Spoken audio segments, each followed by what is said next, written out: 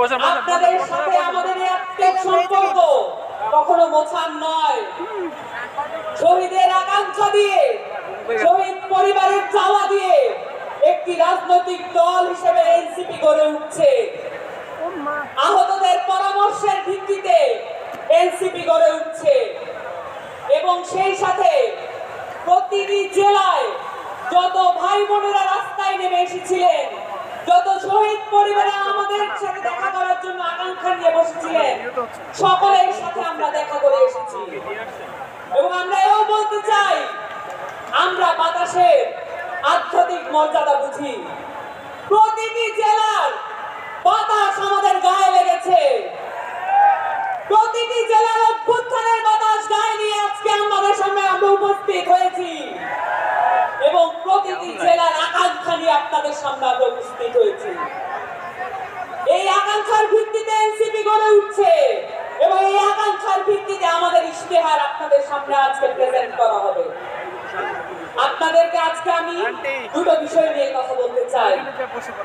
আপনারা জানেন এই গণঅভ্যুত্থান তৈরি হয়েছিল বাংলাদেশের শিক্ষা ব্যবস্থা এবং সেখান থেকে তৈরি হওয়া ধ্বংসপ্রাপ্ত একটা চাকরি ব্যবস্থার কেন্দ্র করে। বাংলাদেশের যতগুলো লড়াই সংগ্রাম আছে সবকিছু কর্মসংস্থানের ভিত্তিতে হয়েছে এবং শিক্ষা স্বাস্থ্য নিয়ে হয়েছে। এই জায়গাগুলোতে যদি আমরা মনোযোগ দিতে না পারি তাহলে আবার বাংলাদেশে যে গণঅভ্যুত্থান এবং বিপ্লব সংঘটিত হবে। আপনাদের সামনে আজকে একটি যুদ্ধের প্রস্তুতির ডাক নিয়ে আমরা এসেছি। শিক্ষা এবং স্বাস্থ্য, সেই সাথে আমাদের সংস্কৃতিকে অবহেলা করার কোনো সুযোগ নাই। আপনারা জানেন বাংলাদেশ আওয়ামী লীগ এই ফ্যাসিস্ট দলটি বাংলাদেশের শিক্ষা এবং বাংলাদেশের সংস্কৃতিকে ধ্বংসপ্রাপ্ত করার জন্য বাংলাদেশের প্রত্যেকটা রাষ্ট্রীয় প্রতিষ্ঠানকে ব্যবহৃত করেছে। এই রাষ্ট্রীয় প্রতিষ্ঠানগুলোতে আমাদের মুক্ত করতে হবে। আমরা এটা জানি, শিক্ষার সাথে হেকমতের সম্পর্ক। আমরা আমাদের বাংলাদেশের নতুন উদ্ভাবনী ক্ষমতা হেকমতের সাথে সম্পর্কিত করতে চাই। বাংলাদেশের শিক্ষা হবে সার্বজনীন।